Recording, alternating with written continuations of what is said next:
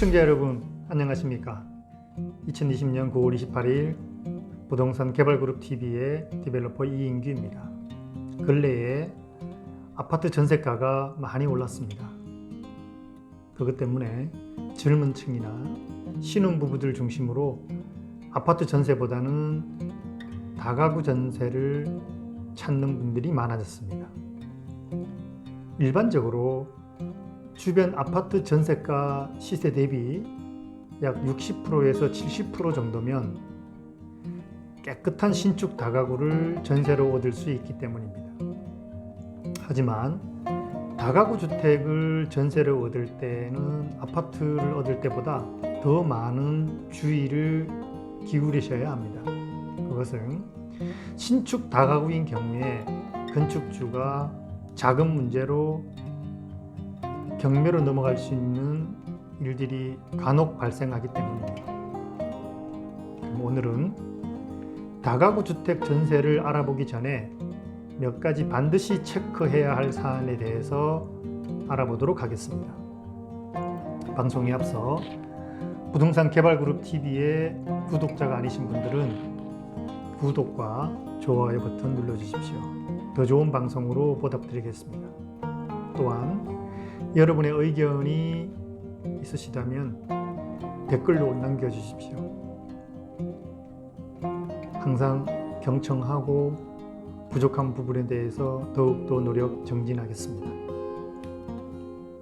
먼저 다가구 주택과 다세대 주택의 차이점에 대해서 잠시 언급드리겠습니다. 그 중에서 오늘은 다가구 주택 전세에 관련된 이야기인 만큼 다가구 주택에 대해서 먼저 말씀을 드리겠습니다. 다가구 주택은 기본적으로 소유주가 한 명입니다. 또한 연면적이 660평방미터 이하여야만 됩니다. 총 세대수는 19세대 이하여야만 되고 주택으로 사용할 수 있는 층수는 3계층이 넘지 않아야 한다는 게 조건입니다. 즉 간단하게 보면 건물 하나가 하나의 주택으로 세대별 분양이 가능하지 않습니다. 그에 따라 세대별 등기 열람도 불가능한 주택입니다. 등기부 등본을 열람하시려면 집합 건물로 들어가셔야만 열람 및 확인이 가능합니다. 즉 건물 하나에 그 집의 개수가 많더라도 집주인은 오직 한 사람이란 얘기입니다. 건축법에 의거한다면 용도상 단독주택으로 분류된다는 점을 꼭 기억해 두시길 바랍니다. 자, 그럼 PPT 자료를 보면서 다가구 주택 전세 계약 시 반드시 점검해야 할 사항에 대해서 설명드리도록 하겠습니다.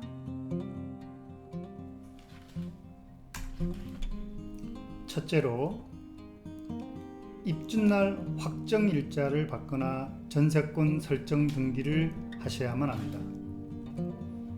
둘째로 전세값이 시세의 70%를 넘으면 전세 계약을 피하시길 바랍니다.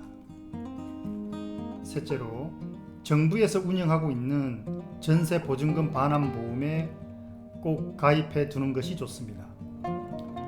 그럼 이 세 가지 사안에 대해서 자세하게 알아보도록 하겠습니다.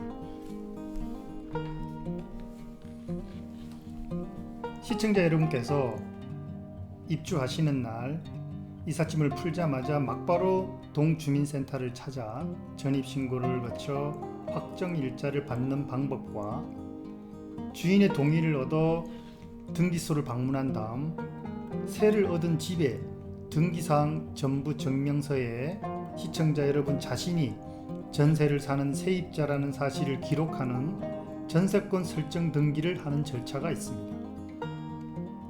확정일자는 주인 동의 없이도 가능하지만 전세권 설정 등기는 주인 동의를 반드시 득해야만 가능합니다.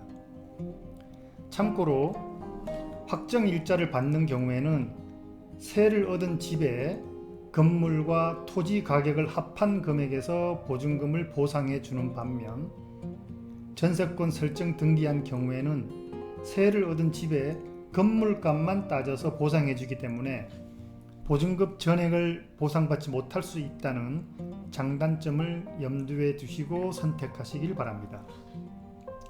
시청자 여러분, 이삿짐 정리로 바쁘고 귀찮더라도 무엇보다도 가장 우선으로 이 두 가지 중 하나는 꼭 하셔야만 합니다.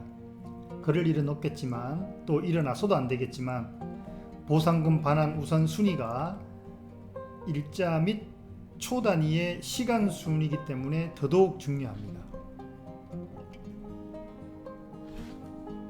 그러면은 확정 일자와 전세 등기에 보증금 반환을 받을 수 있는 법적 요건은 다음과 같습니다. 확정 일자 제도에 따른 보호를 받기 위해서는 주민등록 전입신고만 해두고 실제 거주는 다른 곳에서 한다든가, 실제 거주는 하면서 주민등록 전입신고를 하지 않는 경우는 보장받지 못합니다. 하지만 전세권 설정 등기는 주민등록 전입신고나 실제 거주는 그 해당 요건이 아니므로 보다 안전하게 전세금을 확보할 수가 있습니다. 그럼 전세 기간이 만료되었는데 전세 보증금을 반환받지 못하는 경우, 이것은 확정 일자를 받아놓은 임차인과 전세권 설정 등기를 마친 전세권자가 전세금을 반환받을 수 있는 절차와 방법에 대해 알아보도록 하겠습니다.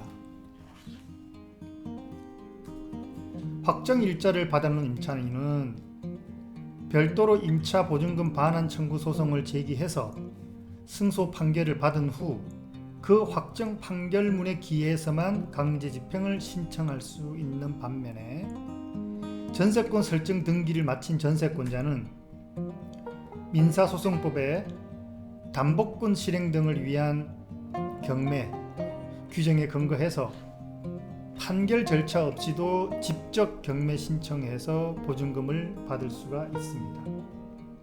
단, 전입신고로 확정 일자를 받아놓은 소액 임차인의 경우 지역별로 부동산 임대차 보호법에 의거 우선하여 보증금을 받을 수 있는 금액이 법적으로 책정되어 있습니다. 그렇지만 이것은 실질적으로 주변 전세가에 턱없이 부족한 실정입니다. 다음은 전세금은 시세의 어느 정도 선에서 체결하는 게 적당할까요? 결론적으로 주택의 전세값 합계가 시세의 70%에서 80% 내에서 계약하실 것을 권해드립니다. 그렇지 않을 시 이렇게 반전세로 계약하는 게 좋습니다. 그 이유는 전세 시장이 안정기에 접어들면서 다가구 주택은 전세 계약이 끝나도 다음 세입자가 나타나지 않아 제때 전세 보증금을 돌려받고 나가기가 쉽지 않습니다. 특히 역전세난과 깡통 정세가 현실화할 경우 상황은 더더욱 심각해집니다.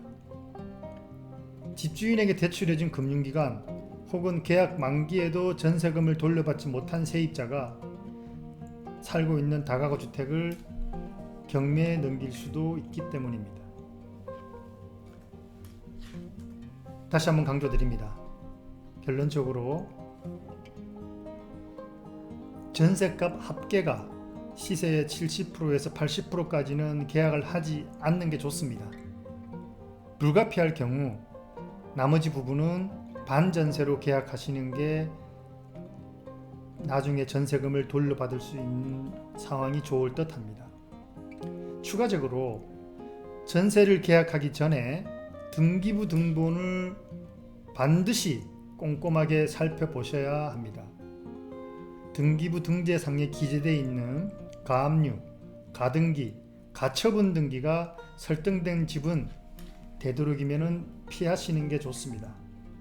그런데 등기에 나오지 않는 부분이 있을 수 있습니다. 바로 집주인의 세금과 관련한 사항도 꼼꼼히 체크해 보셔야 하기 바랍니다. 국세 등은 나중에 경매 시 우선 변제권이 있기 때문에 주의하셔야만 합니다. 그렇다면 그나마 가장 안전하게 전세 보증금을 확보할 수 있는 방안은 무엇일까요? 그것은 정부에서 주택도시보증공사나 서울보증보험을 통해서 전세 보증금 반환 보험을 취급하는 운영기관으로 정해서 세입자를 보다 안전하게 전세 보증금을 받을 수 있도록 제도를 운영하고 있습니다. 참고로 이 제도는 해당 세입자보다 먼저 들어온 임차인들의 보증금 합이 실거래가의 150% 이하의 범위 내에서 가능합니다. 또한 다가구 주택은 선순위 보증금을 세입자가 직접 집주인에게 확인받도록 하고 있기 때문에 세입자가 선순위 보증금을 확인할 길이 현실적으로는 집주인을 거치는 방법뿐이라는 게 아쉬움이 남습니다. 이 제도는 경매에서 낙찰된다고 해도 전세 계약을 맺은 순서대로 배당이 이루어져 보증금을 날릴 여지가 있습니다. 더구나 다가구 주택은 경매에서 유찰되는 경우가 작고 감정가에 비해 낮은 가격에 낙찰되는 사례도 많아 세입자들에게 돌아가는 몫이 크지 않습니다.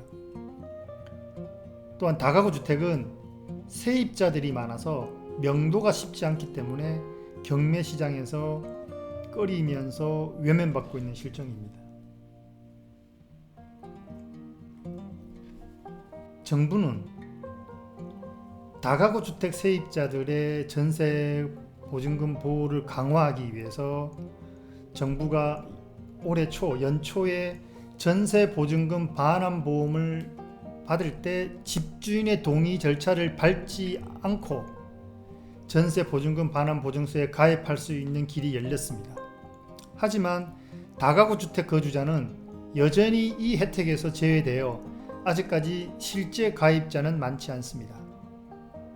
그 이유는 다가구 주택만 선순위 보증금을 세입자가 직접 집주인에게 확인받도록 하고 있기 때문입니다. 문제는 세입자가 선순위 보증금을 확인할 길이 현실적으로는 집주인을 거치는 방법뿐이라는 점입니다. 향후 정부에서는 좀 더 안정적으로 보완책을 입안해 주셨으면 하는 바람을 뒤로 하고 시청자 여러분께서는 지혜롭고 현명하게 판단하시어 계약을 결정하시길 바랍니다. 시청자 여러분, 전세가가 너무 많이 올라서 전세 구하기가 고민되고 걱정되신다면 상단에 링크되어 있는 저희 방송을 시청해 주십시오. 시청자 여러분의 고민을 조금이나마 덜어드릴 수 있을 거라 사료됩니다. 저희 부동산 개발그룹 TV에서는 시청자 여러분께서 조속한 시일 내에 건물주가 되시는 그날까지 최선을 다해서 함께하겠습니다. 장시간 저희 방송을 시청해 주셔서 감사합니다. 도움이 되셨다면 구독과 좋아요 버튼 눌러주십시오. 감사합니다.